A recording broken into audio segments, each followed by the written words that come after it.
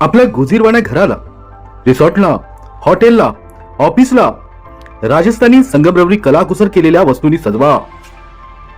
या वस्तूंचा खजिना आता कणकवलीत उपलब्ध।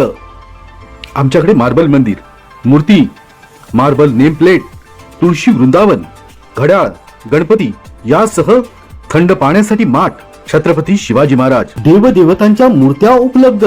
आजच संपर्क साधा।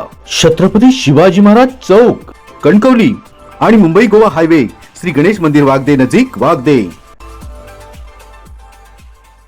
अवैध वाळू वाहतुकीवर जिल्हा प्रशासनाचा सर्जिकल स्ट्राईक, एका रात्री 15 वाहनांवर कारवाई। सिंधुदुर्ग जिल्ह्यात वाढत्या अवैध वाळू वाहतुकीच्या तक्रारीची गंभीर दखल घेत जिल्हाधिकारी तृप्ती दोडमिसे यांच्या नेतृत्वाखाली महसूल विभागाने समन्वय साधत व्यापक आणि नियोजित सर्जिकल स्ट्राईक राबवला। जिल्हाधिकाऱ्यांच्या स्पष्ट निर्देशानुसार विविध तालुक्यातील तहसीलदारांनी संयुक्त पथके तयार करून अवैध वाळू वाहतुकीवर एकाच वेळी अनेक ठिकाणी धडक कारवाई केली। या मोहिमेत सावंतवाडीचे तहसीलदार श्रीधर पाटील, वैभववाडीचे तहसीलदार सूर्यकांत पाटील, कणकवलीचे तहसीलदार दीक्षांत देशपांडे, मालवणचे तहसीलदार गणेश लवे, वेंगुर्ल्याचे तहसीलदार ओंकार ओंतारी तसेच कुडाळचे तहसीलदार सचिन पाटील यांचा सक्रिय सहभाग होता। कारवाई दरम्यान विविध मार्गावर वेगवेगळ्या पथकांनी वेगवेगळ्या ठिकाणी कारवाई करत अवैध वाहतुकीला आळा घातला। आचरा कणकवली मार्गावर वैभववाडी पथकाने 2 वाहने ताब्यात घेतली, तर देवली मार्गे परुळे दिशेने जाणाऱ्या 3 वाहनांवर वेंगुर्ला पथकाने कारवाई केली। कुंभारमाठ येथे कणकवली पथकाने 3 वाहने पकडली। तोंडवली येथे सावंतवाडी पथकाने 3 वाहनांवर कारवाई केली, तर कुडाळ परिसरात कुडाळ पथकाने 4 वाहने ताब्यात घेतली। अशा प्रकारे विविध ठिकाणी समन्वयाने करण्यात आलेल्या कारवाईत एकूण 15 वाहने जप्त करण्यात आली असून ती संबंधित तहसील कार्यालयाच्या आवारात ठेवण्यात आली आहे। संबंधितावर पुढील दंडात्मक कार्यवाहीची प्रक्रिया सुरू आहे। जिल्हाधिकारी तृप्ती दोडमिसे यांनी रात्री झारा परिसरात भेट देत कारवाईचा आढावा घेतला। रात्रभर चाललेल्या या मोहिमेत कमालीची गुप्तता राखण्यात आली होती। रात्री उशिरापर्यंत अगदी 3 वाजेपर्यंत कारवाई सुरू राहिली। अचानक झालेल्या या धडक कारवाईमुळे अनेक अवैध वाळू व्यावसायिकांना आपल्या वाहनातील वाळू टाकून पळ काढावा लागला, तर काहींच्या बोटी खाडी पात्रातच अडकून पडल्या। प्रशासनाच्या या निर्णायक पावलामुळे अवैध वाळू व वाहतुकीला मोठा आळा बसणार असल्याचे स्पष्ट झाले आहे। जिल्हाधिकारी तृप्ती दोडमिसे व निवासी उपजिल्हाधिकारी मच्छिंद्र सुकटे यांच्या मार्गदर्शनाखाली सर्व संबंधित तहसीलदार आणि त्यांच्या पथकांनी समन्वयाने ही कारवाई यशस्वी करून दाखवली। अवैध वाळू वाहतुकीविरुद्ध अशा प्रकारच्या संयुक्त आणि गुप्त कारवाया पुढेही सातत्याने राबविण्यात येणार असल्याचा ठाम संदेश प्रशासनाकडून देण्यात आला आहे।